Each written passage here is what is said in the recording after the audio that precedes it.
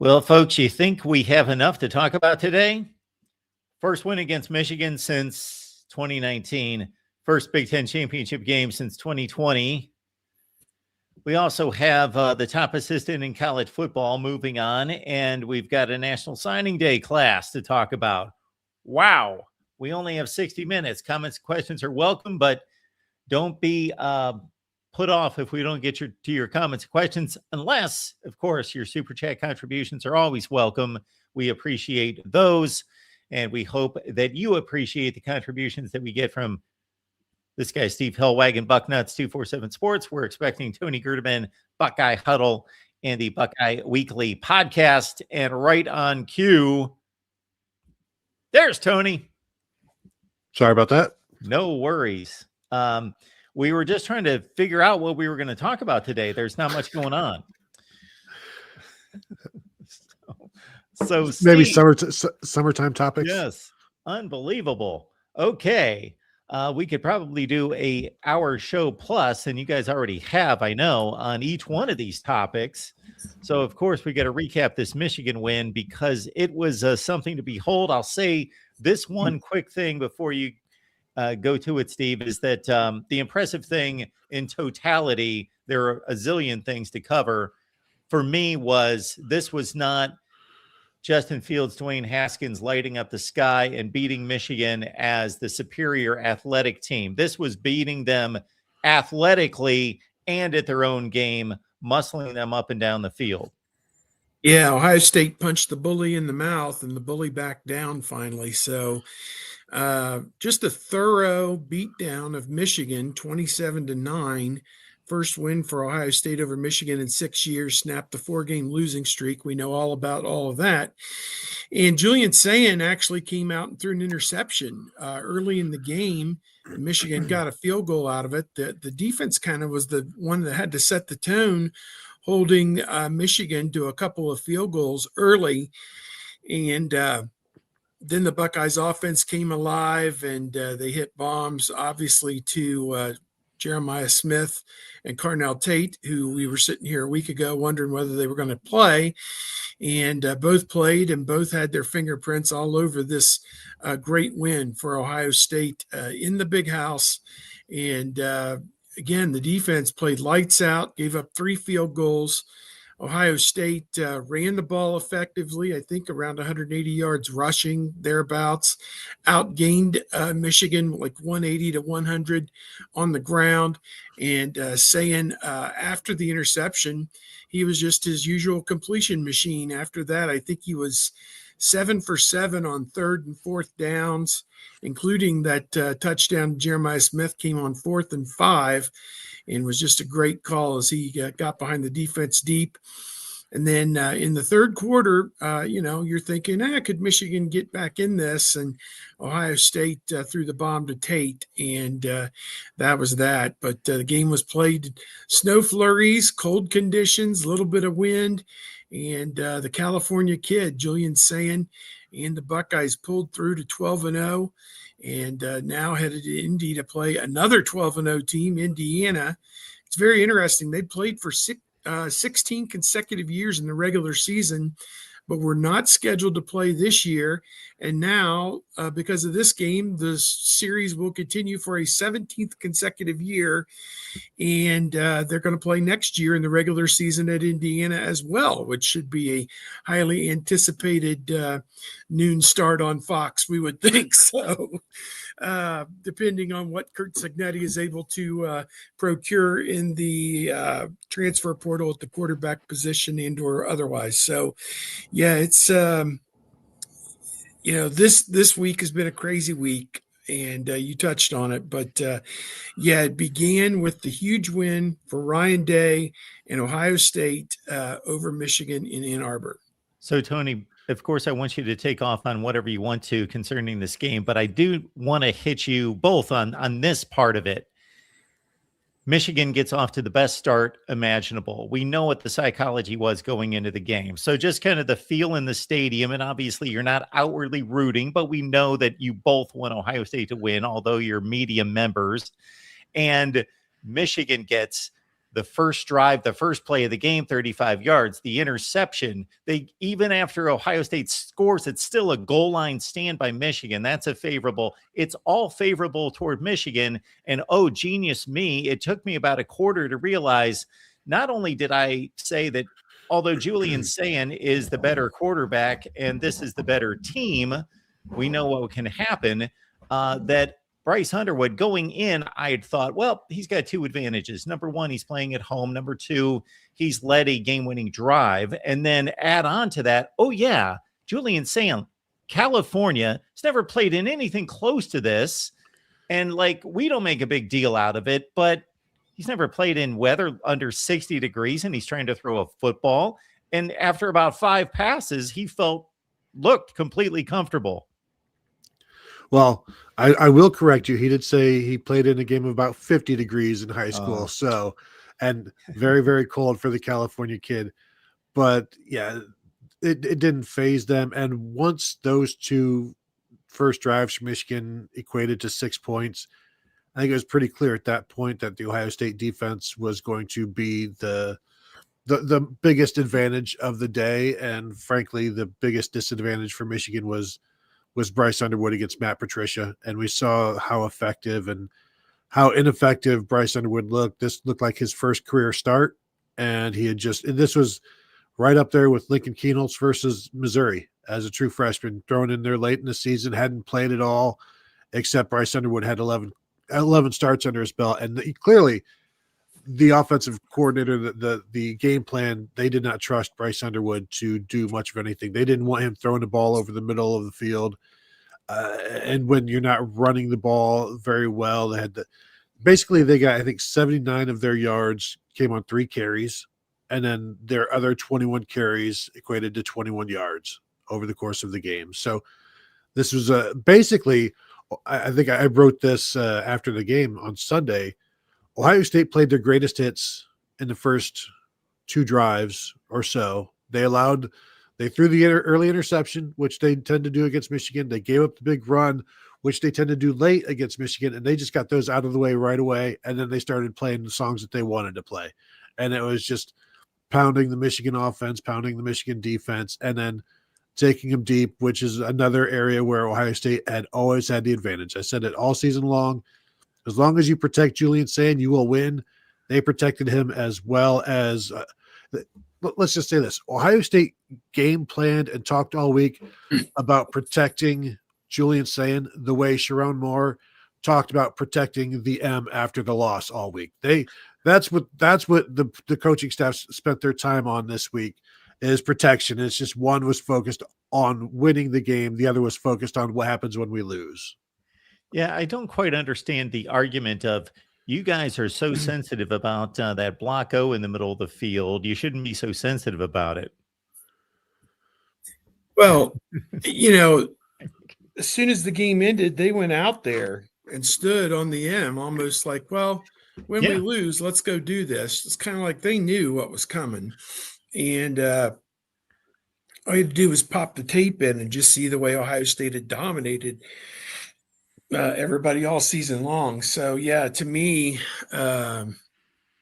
it felt like it was premeditated that when we lose, we're going to go do this. And finally, Ryan Day had to pull Sharon Moore aside and say, you need to take your team and go on up the tunnel because, we're not going to plant a flag. And Day stopped 2 players with pennants or flags from going over toward the M. And, Ohio State couldn't leave the field until Michigan did. Michigan needed to go up the tunnel to its locker room. And then once the tunnel was secure, Ohio State could go up as well. But the Buckeyes were celebrating, and they were not in any hurry to head up, obviously, after that huge win. Again, we've got so much to cover here. We could talk about this game forever, but in the world of news and sports these days, last Saturday seems like it was like 14 years ago, but still, this is the game. The offensive line, the pocket that Julian Sayin stood in all day was amazing. He had like space to like not only take a step, but like, heave a 60-yarder, take a running step. the pocket was so clear almost all the time. And then that beautiful 12-minute drive where they just slammed it down their throats. Again, the finesse advantage, but able to just physically dominate. The combination was just, yeah, it was near perfection after the first quarter. I mean, Mark, it just begs the question: is Michigan a soft program, and is Sherrone Moore creating a soft football team? I mean, that's the only conclusion we can draw, right? When stuff like this happens. But talking to Philip Daniels about that 12-minute drive, he said the right tackle. I didn't realize it was 12 minutes. I was just lining up, looking to see who I was going to kill, and thinking about how I was going to kill him. And that's the mentality the offensive line had. Basically, it's they weren't too bothered by it, or like it never wore on them. They weren't worried about it. They just kept going and going and going. They probably could have gone 30 plays if Michigan would have allowed. And certainly Ryan Day, he was asked after the game, where does that drive rank? And he said, did we score a touchdown? And the answer was, of course not. It was a field goal. He's like, it doesn't rank. It doesn't end in a touchdown, but still, that's one of the greatest field goal drives, I think, in history, and certainly very, very important in that game because it took it from a 2-score game to a 3-score game and essentially ended any hope that Michigan had. Not that they really had any hope at that point. Yeah, I'll just step in and say that game kind of showed if there is only one Achilles heel for this team, it's trying to punch the ball in the end zone at the 1 or 2 yard line, because they just failed and failed and failed and failed at that. And then finally threw a slant to Brandon Ennis to finally get a touchdown down inside the 5-yard line, but had to settle for a chip shot field goal or 2 in that game. And, if that's the worst thing that we can say about this team, hopefully at some point in the Big Ten championship or in the playoff, you hope that doesn't come back to bite Ohio State, their inability on the short yardage to put the ball in the end zone there at the 1 and 2 yard line. I have fun compiling these numbers. I know Tony probably has catalogs of these kind of things, but I just threw this together real quick and posted this. And again, the all-time series is the all-time series. Absolutely. Michigan leads the all-time series, but there is context to things. And Ohio State joined the Big Ten at a certain time and has more Big Ten championships than Michigan does since they've been in the Big Ten. And when you start playing football 11 or 12 years earlier, that's a bit of an advantage. So you win 19 of the first 22. But, I saw some knucklehead post something about leaders and best. We're still leaders and best in the series record and this and that. And I'm like, okay, leaders and best, that kind of got outdated when Woodrow Hayes took over the football program, because then I started going, let's add this up. And I didn't even want to go into winning percentage because that's not even close. And there you go. So 41-31 since Woody Hayes took over, and 8 national championships to 2, 8 more Big Ten championships in that time. And again, the winning percentage is the best in the country versus about the 10th best in the country.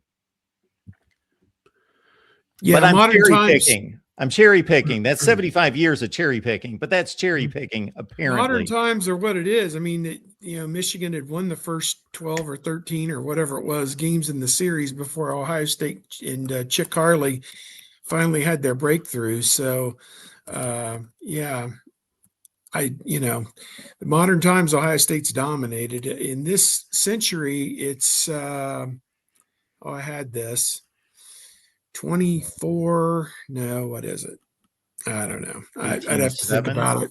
They played 24 times. Is it 18-6? I think in this century, beginning in 2001. I think it's. Well, yeah, they would have won in 03, 11, and then the 4 straight. So yeah, 18-6 sounds right. 18-6, and they didn't play the 1 year. So yeah, I know Michigan fans are now pretty unhappy with Sherrone Moore, but I think they've forgotten that 9-3 is generally what they've been forever.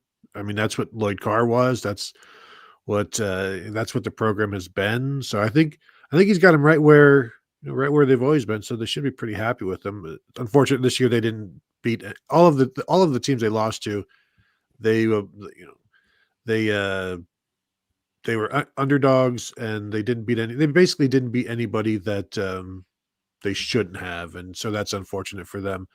But that's his next step. You got to consistently, find ways to beat teams that you're not supposed to, or at least don't lose to everybody don't lose to your three toughest opponents, I guess, is the best way to call that. Yeah. And then I did see somebody talking about the all 22 with receivers running open. I've seen talk of that. I have not seen that necessarily, what they're talking about, but I think you can find that just about anywhere. And if it's, one person's open is not another person's open in terms of quarterbacks or in terms of people viewing it. I think the windows can be smaller for Fernando Mendoza because he's a much more accurate quarterback. He sees the entire field. Bryce Underwood does not do that. So Ohio State certainly needs to be better in all facets, regardless of what the all 22 look like against Michigan. This is going to be a much better offensive attack, a much more well-rounded offensive attack. And against Michigan, they could probably get away with some things, but I don't think that I don't think that was part of the game plan. Yeah, we can segue to Indiana in the Big Ten championship game in a similar way. So off the couple posts, I had some other ones that try to put the series and the comparison between the two programs into perspective. I also caught what has become somewhat of a viral clip of a couple Indiana podcasters talking about they're sick of seeing OHIO, and then they go into these comparisons of Ohio State, putting them below the likes of Florida and LSU and USC at the very least, and then Notre Dame and some others. So I immediately just said, these guys are morons. They don't know anything about the history of college football. Said, can you come on my podcast? One of them did last night.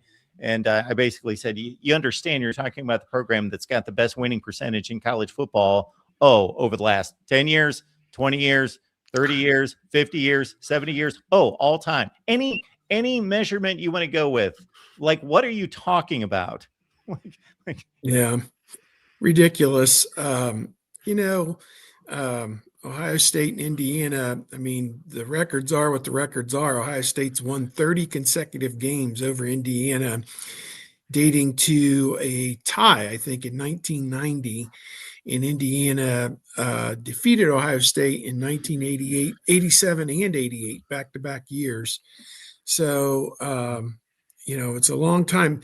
People said this is the least anticipated 1-2 game of all time.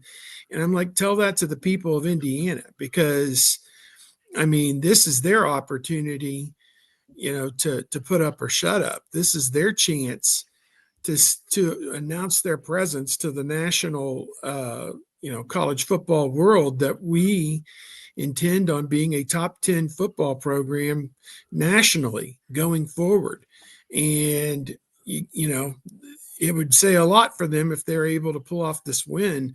The line is like 4.5. It was like 5.5 or 6, and it's dropped to 4.5. So a lot of money has come in on Indiana to beat the spread of Ohio State favored by 4.5 or 5.5, whatever you got it at.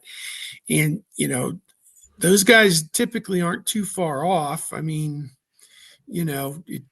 Last week's game, Ohio State favored by 10.5. They won by 18, whatever. But, it just says to me that Indiana is, grudgingly, you have to give them their props. They won at Oregon, the number 3 team in the country, 30-20.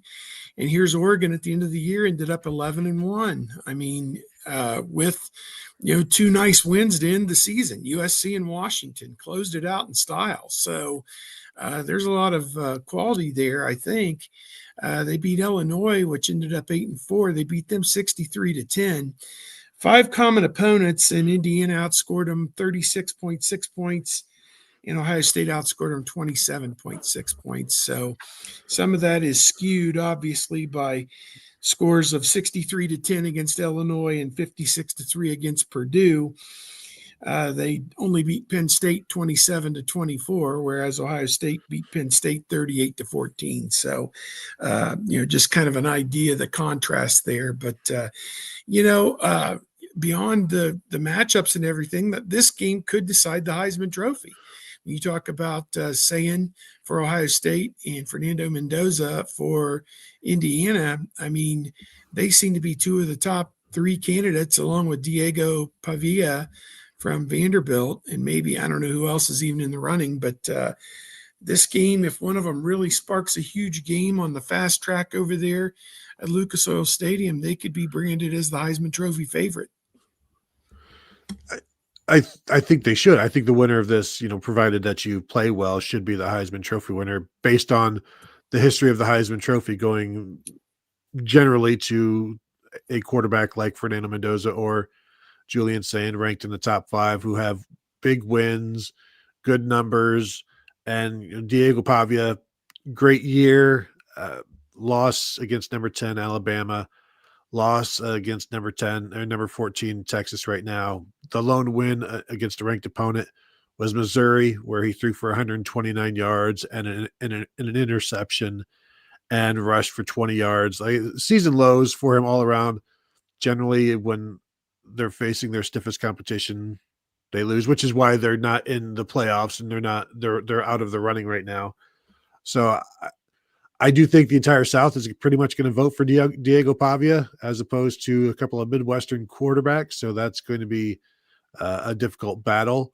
I'm about tired of Vanderbilt at this point now, with Pete Thamel coming out and saying that Vanderbilt explored a way to find a 13th opponent that so that they could show the committee that they're good. But it was an exempt game. So basically, if they played poorly, don't take that, don't hold that against us.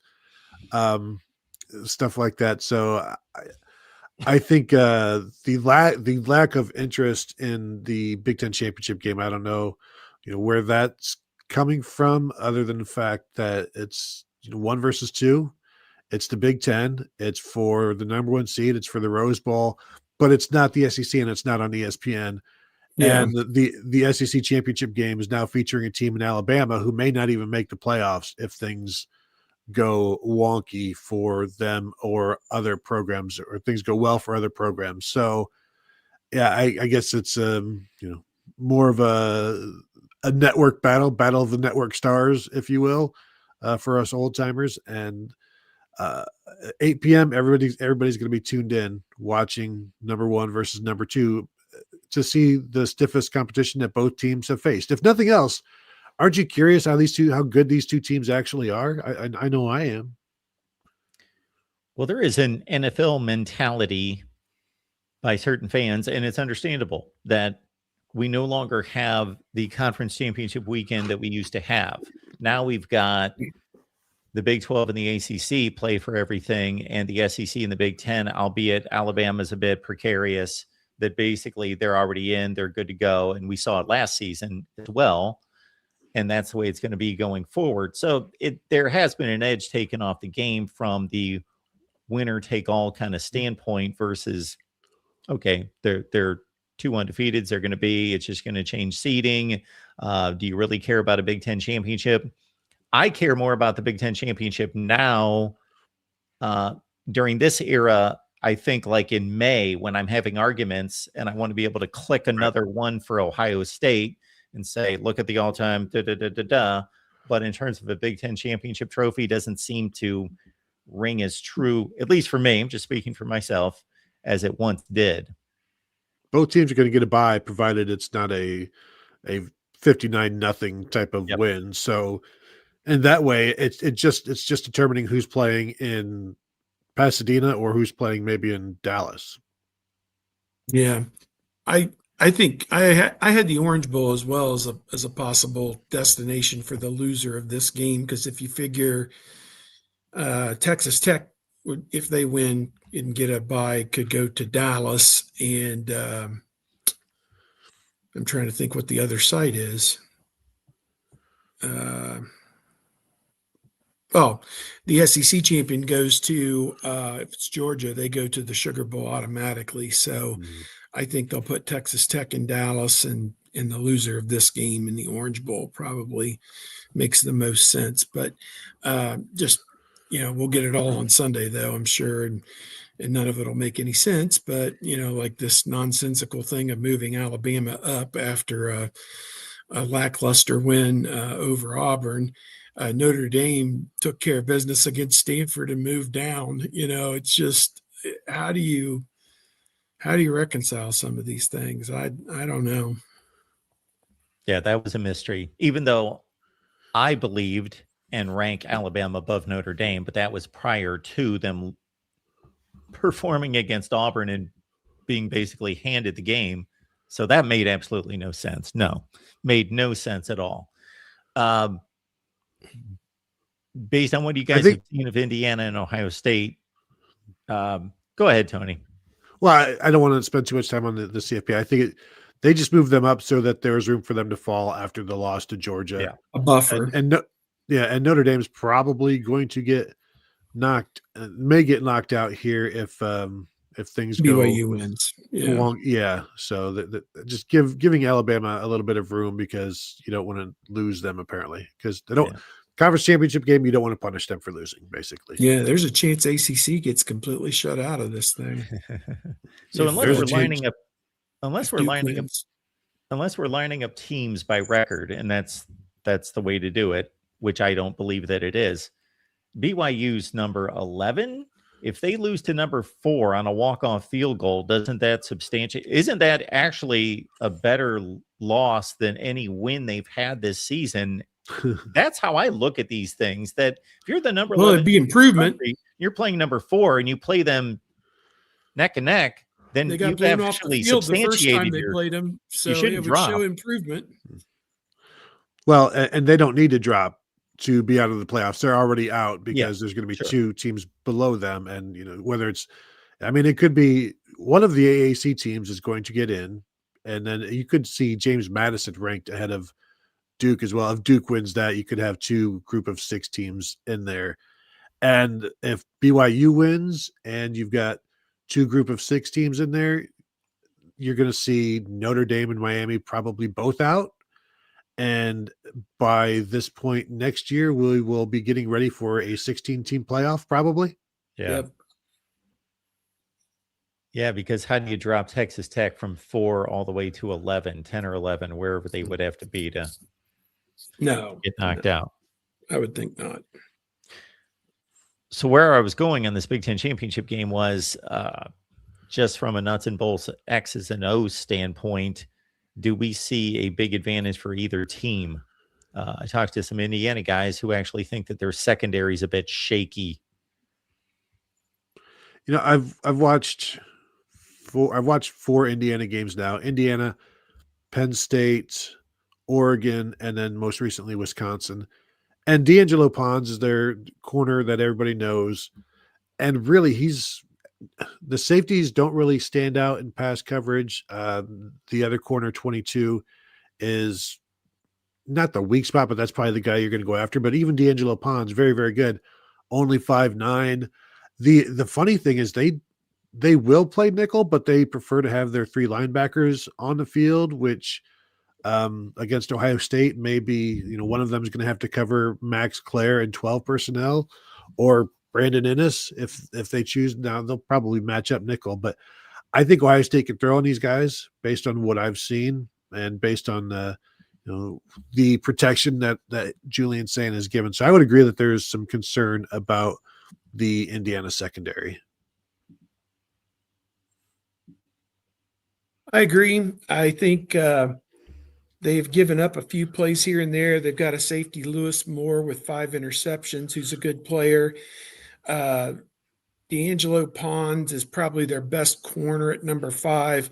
They put him on an island, and he can kind of take away the best receiver. Of course, Ohio State's got 2 best receivers with Carnell Tate and Jeremiah Smith. Both of those guys are on the first team all Big Ten, which is kind of cool for 2 receivers from the same team to make it. I know that those teams are coming out soon, and I can tell you, even before that goes public, that Fernando Mendoza was the first team quarterback and Julian Sand was the second team quarterback, which Man, guy is number one nationally in passing efficiency and completion percentage, and he and Mendoza are right there, grouped with touchdown passes. Uh, do with that what you will, I guess. All right. Ohio State, Indiana 1-2 matchup in the Big Ten championship game. Fox, 8 p.m. Eastern. So do you guys head out to Friday night? I'm going to go Friday just to set the scene, set the stage out there. You kind of got to get out. You got to get out there. You've got, there's, not much going on Friday, but maybe catch the team at their arrival at their hotel. But otherwise, yeah, we'll get out there and, set the stage, set the scene for what's about to happen. It's a very long day, but it's fun, and as long as you've got a hotel waiting for you after the game, it's okay. When the hotel gives your room away like they did to us in 2013, it's a long drive home afterwards. God, that's awful. I will say Saturday with all the championship games on TV, plus, I mean, one of the best Saturdays of college basketball of the year is this Saturday, including an Ohio State Northwestern game at 2:00. We'll see how that goes. But if you find a good sports bar there in Indy, you'll have World's Fair with so much action going on that you won't be able to keep up with it all. Well, trying to keep up with this football program with everything going on, I guess the next topic up could have been number one, and that's obviously Brian Hartline, who's considered basically the best assistant coach in college football, gets our little guy is all grown up. Yeah, he's headed to Tampa in South Florida, and we knew this day was coming. Yeah, Ryan Day wasn't. I mean, the timing was maybe caught everybody off guard, but it's not like this is the first time Ryan Day thought about, oh my gosh, I might be losing Brian Hartline. So he's got a list. He's checking it twice. He trying to decide who to promote internally and do those sorts of things. But I did like how he said, yeah, the timing is bad. That's not Brian's fault. That's other people's fault. That's college football's fault. I do. I don't know how many people know like Brian Hartline's career arc, like how he got started at Ohio State, which was basically volunteering to play wide receiver on the scout team before the 2016 postseason, like helping out in preparation for Clemson, and then being invited by Urban Meyer. Why don't you come back come back in the spring? We'll find something for you. And then he just, then he gets the full-time job in 2018 as a receivers coach, and then goes from there and develops all of these receivers and becomes an outstanding recruiter and the offensive coordinator.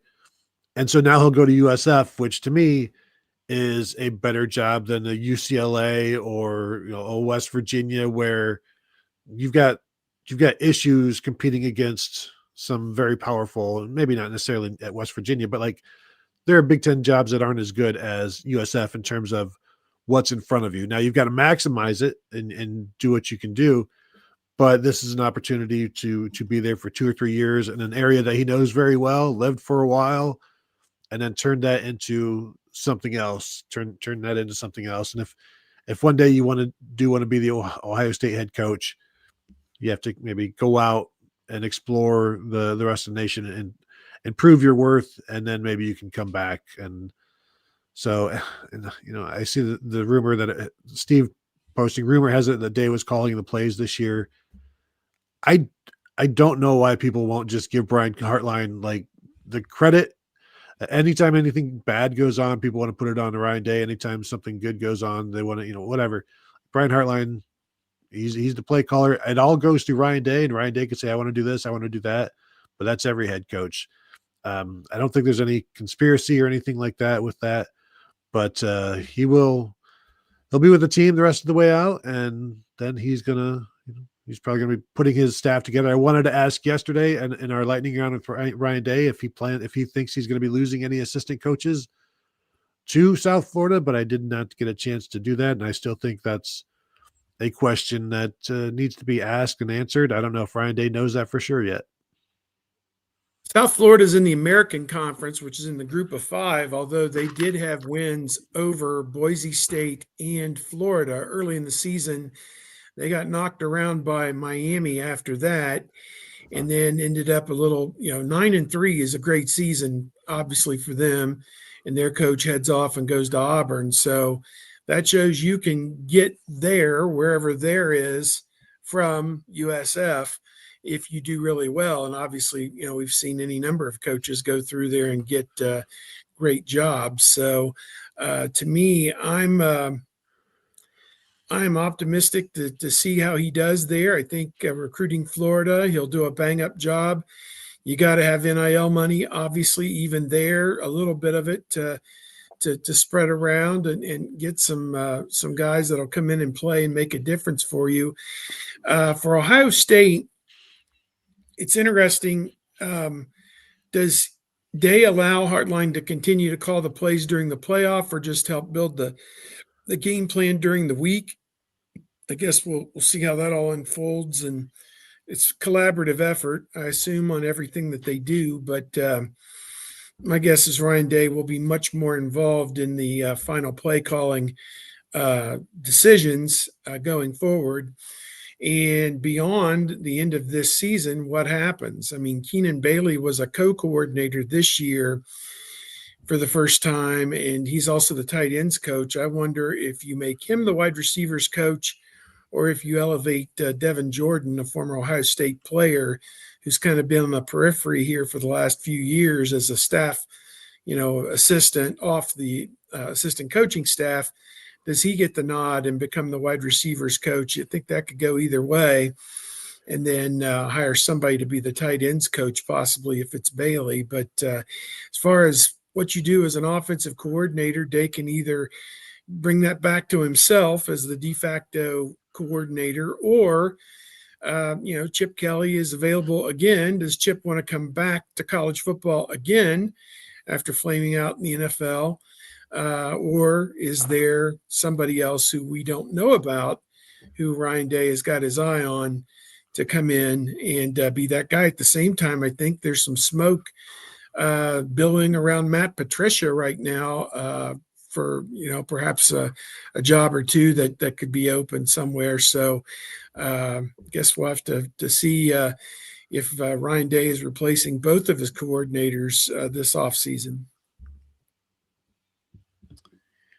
Appreciate y'all being here at the Voice of College Football. We get together with Steve and Tony each and every Wednesday, 11 a.m. Eastern time, but we are here on a Thursday because it was National Signing Day on Wednesday. Check out Tony's work, of course, BuckeyeHuddle.com, Buckeye Weekly Podcast. In particular, Tony, anything besides what is pretty obvious of what's going on this week? We've been doing a bunch of rewatching some Indiana games, talking about what we've learned there, how it applies to Ohio State. Put out a show recently about 5 Hoosiers to watch. We'll put out our bold prediction show today. Put out some key matchups to watch for as well. So we've probably got about 8 more shows coming before the game that we've got to record and put out. So you can find that. Just search Buckeye Weekly Podcast. You'll find it there. And then trying to get as much writing done as possible at Buckeye Huddle. But when stuff keeps breaking and it's signing day and there's all kinds of, got to be to campus twice in a single day, it's hard to find time to do all of the things that we need to do. Steve, you're off to Indy. Yeah, heading there tomorrow. Looking forward to it. And, covered all these championship games Ohio State's played in. Buckeyes 5-1 all time in conference championship games. Yawning for some reason. This is the 7th time for them to be in it, which is the most of anybody in the Big Ten. Wisconsin is next with 6. And we're really looking forward to getting out there and covering this game. And then obviously you turn around on Sunday at noon, you'll get the CFB playoff assignments. And we assume Ohio State and Indiana both should have a first round bye. They're the only 12-0 teams at the end of the regular season And you certainly can't put Oregon in ahead of Indiana for a bye since they beat them head to head. But we're just keeping busy with everything going on with this game. I got a pretty good story with Julian saying I want to get done here in the next day or so, and also game data. I'm going to try and post that a little bit later today, perhaps with a prediction on Ohio State versus Indiana for the Big Ten championship. So if Texas Tech, if Alabama wins, do we see 3 Big Ten teams with byes in the playoff, or are they going to jump Alabama and there's a 2-loss team ahead? They're going to jump Alabama as the SEC champion. Yeah. Over 1, 2, 3 other SEC teams with 1 loss. Yeah, Ole Miss, A&M, and Oklahoma. Does Oklahoma only have 1 loss, or do they have 2? 2. Okay. Sorry. Yeah, you can jump them over Oklahoma with a win in this game, even though Oklahoma beat them head to head. On my projection, I only moved them up to 8, where they would play Oklahoma 9 in a rematch in the first round was how I looked at it if they won.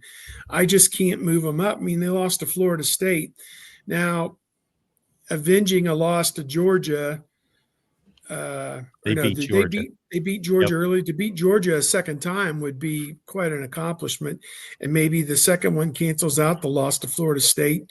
And you can say, okay, move them up as far as you want, but within reason.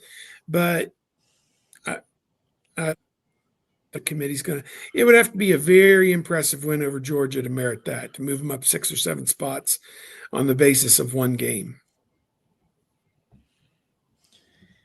I don't quite look at it like moving up and down, but I think both sides can be argued on that. But the record would not certainly. They'd have more better wins than Oregon, certainly. Yes. So.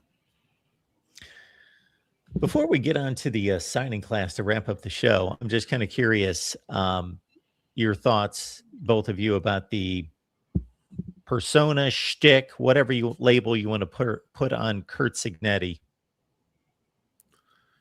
It works for him. He is a red ass straight out of Central Casting.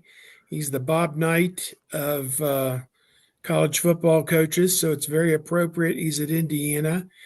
I think he gets a little bit of a bad rap. People, say, oh, he's, all this bravado and stuff. But in the teleconference on Sunday, he had nothing but, great things to say about Ryan Day and Ohio State. So, and 38-15 last year will do that to you. You look like a fool if you came out and tried to say anything to downgrade or denigrate Ohio State, considering they beat your team by more than 3 touchdowns last year. But I think that he's the right guy to energize a fan base that has been non-existent, throughout all of our lives.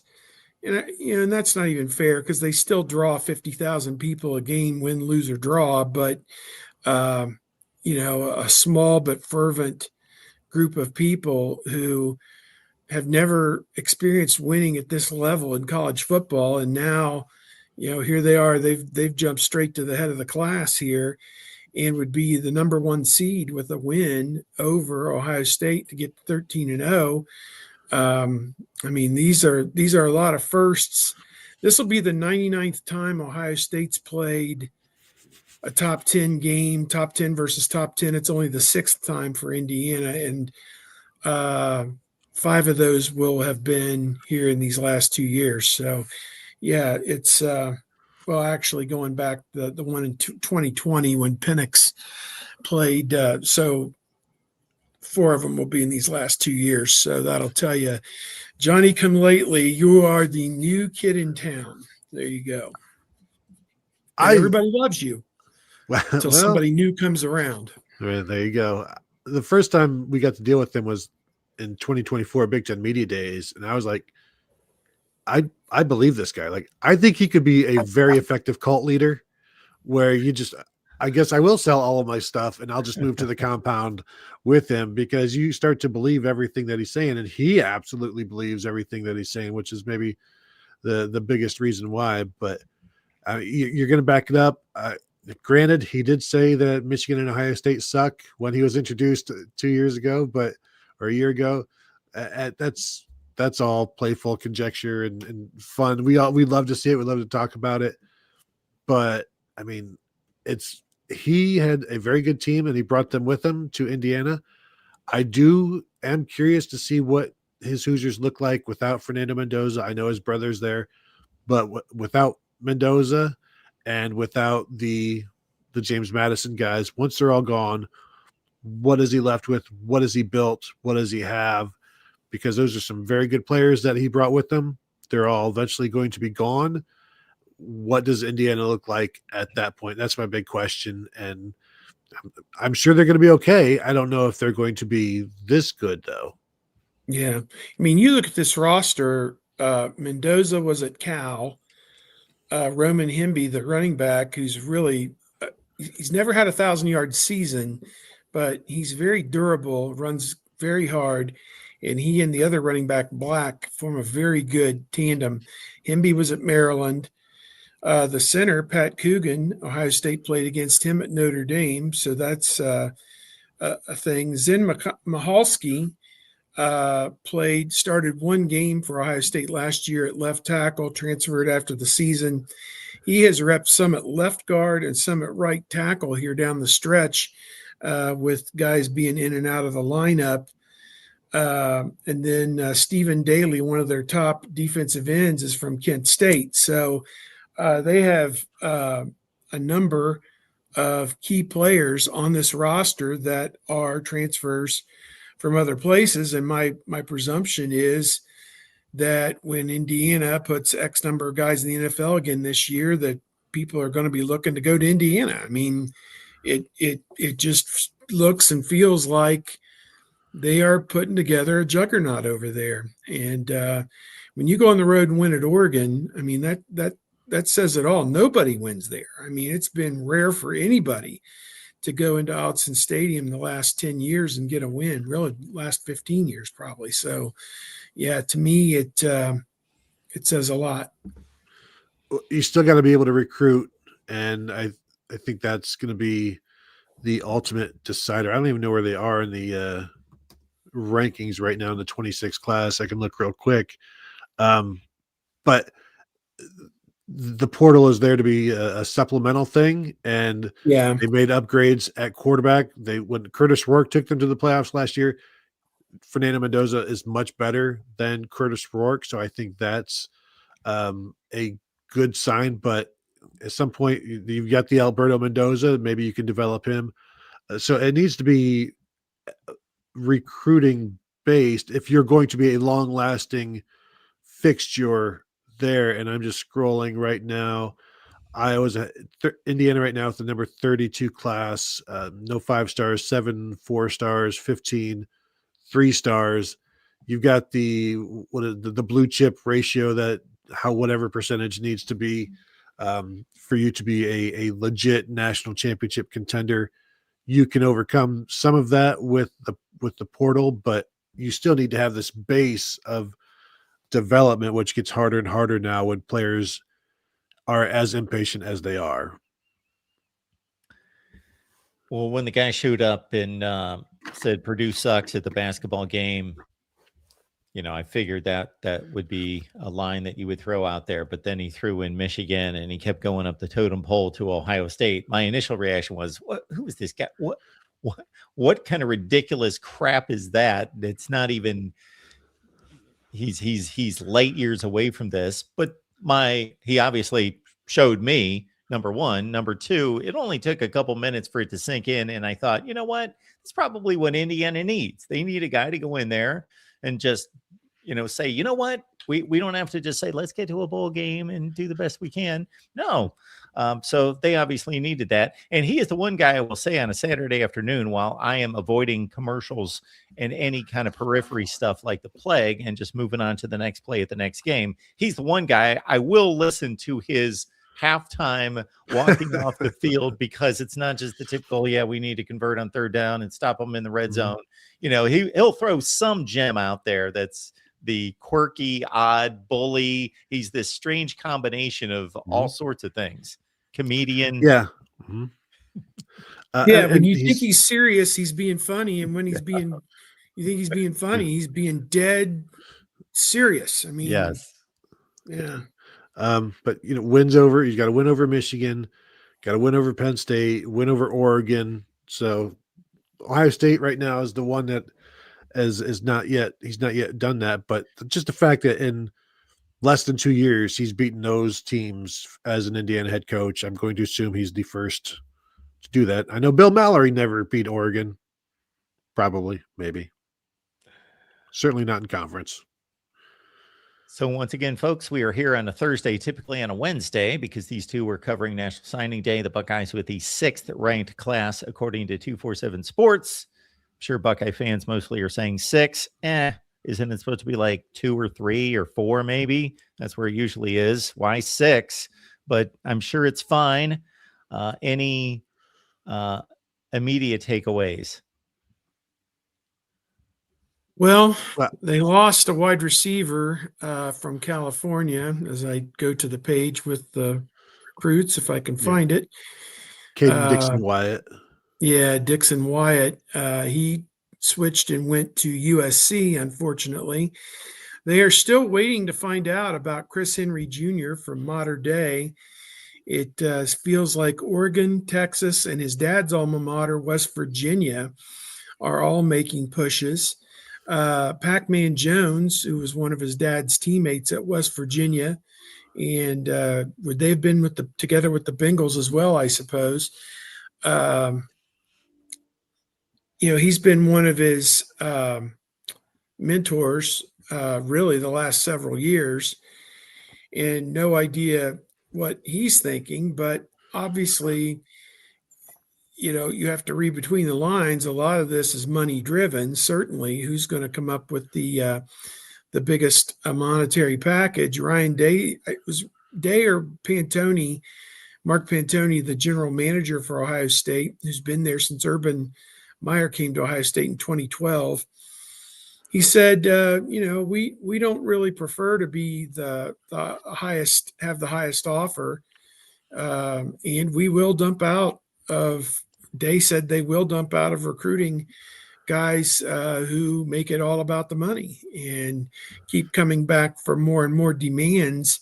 They will cut those guys loose. They will not overextend. They're not going to blow their budget on incoming freshmen, and that may explain why there's no 5-star freshmen in this class yet.